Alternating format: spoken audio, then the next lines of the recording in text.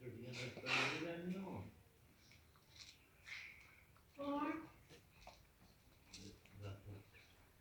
नाम दादू का आ रहा है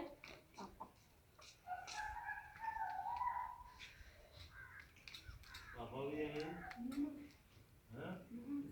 मम्मा